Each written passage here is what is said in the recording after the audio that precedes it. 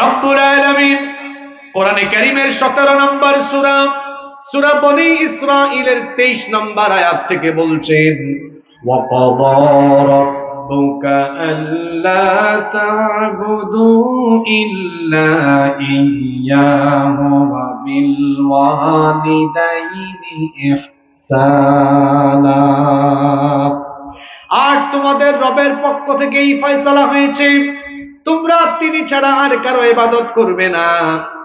লা আল্লাহ তা'বুদু ইল্লা ইয়্যা, সতর্ক হও, সাবধান হও, তিনি ছাড়া আর কারো ইবাদত করবে না। আর আল্লাহর আনুগত্যের পরে, আল্লাহর ইবাদতের পরে তোমাদের জন্য দায়িত্ব হলো ওয়া বিল ওয়ালিদাইনি ইহসানা, তোমাদের পিতামাতার ইহসান করা, পিতামাতার সাথে সদাচরণ করা, তাদের সাথে উত্তম আচরণ করা। এরপরে আল্লাহ বিশেষ করে পিতামাতার বার্ধক্য সময়ের কথা বললেন।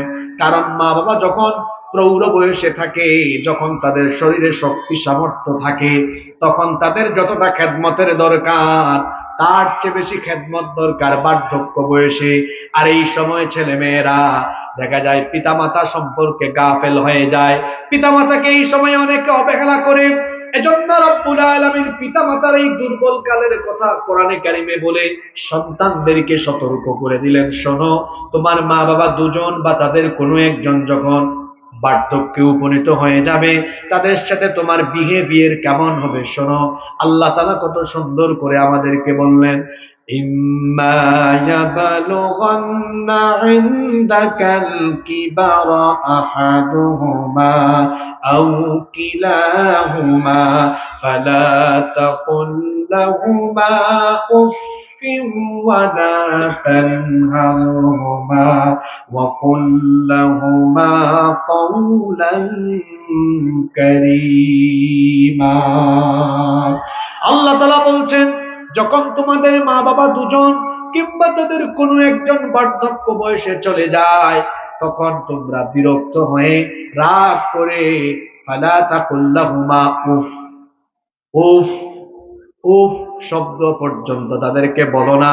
কারণ তোমার পিতা মাতা এমন সেনসিটিভ জায়গা, এখানে যদি মাত্র একবার রাগ করে বিরক্ত হয়ে উফ শুধু বের করো মুখের থেকে, জান্নাত হারাম হয়ে যাবে, জাহান্নাম ওয়াজিব করে দিবেন কে? খবরদার, যাদের মা বাবা আছে তাদের ঘরে কোনো জান্নাতের নিয়ামত আছে, যাদের পিতা মাতা আছে তাদের ঘরের ভিতরেই তাদের জান্নাত আছে। মা বাবার সাথে কখনো রাগ করে কথা বলবেন না। আল্লাহ কি ভয়াবহ সতর্ক বার্তা দিলেন। আল্লাহ বললেন, ওয়ালা তানহারহুমা, তোমার মা বাপকে ধমক দিও না। চক্ষু মোটা করে, চক্ষু লাল করে, ধমকের স্বরে তুমি কখনো মা বাবার সাথে কথা বলো না। গলার আওয়াজটাকে তাদের সামনে বড় করে নিও না। আমরা বললাম, আল্লাহ, তাহলে আমি আমার বাবা মায়ের সাথে কেমন করে কথা বলবো? আল্লাহ শিখিয়ে দিলেন, ওয়াকুল লাহুমা কওলান কারীমা, ভদ্র হয়ে, নম্র হয়ে, সম্মানের ভাষায়, বিনয়ের সাথে তোমার মা বাবার সাথে কথা বলো। এই হুকুমটা কার?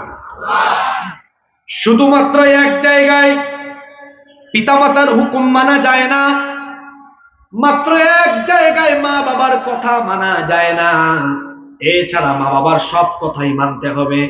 কয় জায়গায় মা বাবার কথা মানা যায় না? কোন জায়গা? রব্বুল আলামিন বলছেন, ওয়া ইন জাহাদাকা আলা আন তুশরিকা বিমা লাইসা লাকা বিহি ইলমুন ফালা তুতি'হুমা। তোমার পিতামাতা যদি তোমাকে এমন কোন বিষয়ে চাপাচাপি করে, প্রেসার ক্রিয়েট করে, এমন কোন বিষয়ে যদি তোমাকে বাধ্য করে, যেটা করলে পরে আল্লাহর সাথে শিরক হবে, যে বিষয়ের কোনো জ্ঞান তোমার কাছে নাই, এমন কোন ব্যাপারে যদি তোমার মা বাবা তোমাকে চাপাচাপি করে, প্রেসার ক্রিয়েট করে, ফালা তুতি'হুমা, ওই জায়গায় তোমার পিতা মাতার কথা তুমি মানবে না। উদাহরণস্বরূপ, আপনার মা বাবা বললেন, তুই নামাজ পড়বি না, নামাজে যাওয়ার দরকার নাই, এটা আল্লাহর নাফরমানি। আল্লাহর নাফরমানির কথা যদি মা বাবা সন্তানকে বলে, সন্তান সেই কথা মানবে? অনেক পরিবার আছে যেই পরিবারের মা বাপ পরিবারের কেউ পর্দা করে না।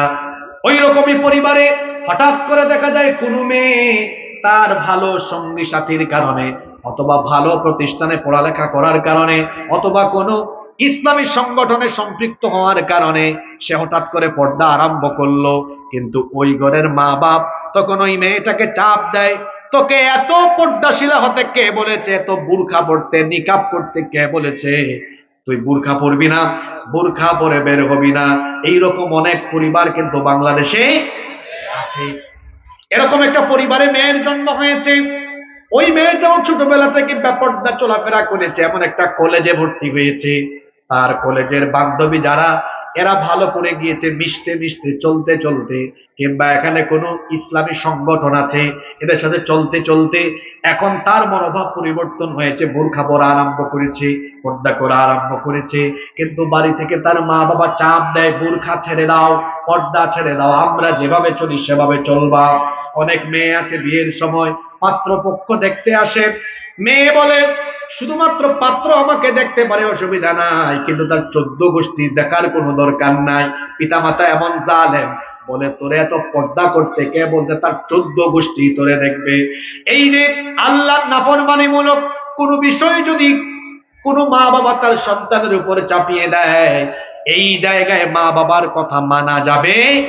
আল্লাহ বলছেন ফালা তুতি'হুমা, এটা তুমি মানবা না, মা বাবার কথা এই জায়গায় অমান্য করবা।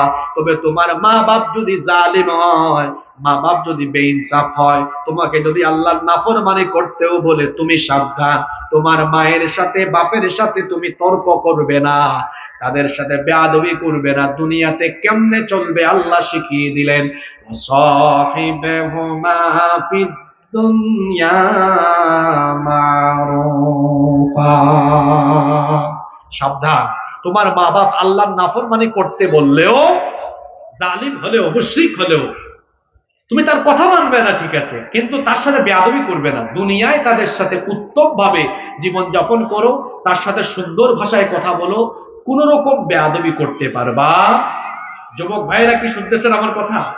কি বললাম? মা বাবা যদি জালিম হয়, জালিম মুশরিক হয়, কাফির হয়, বেইনসাফ হয়, তারপরেও দুনিয়াতে মা বাবার সাথে বেয়াদবি করার কোনো ইখতিয়ার আপনার।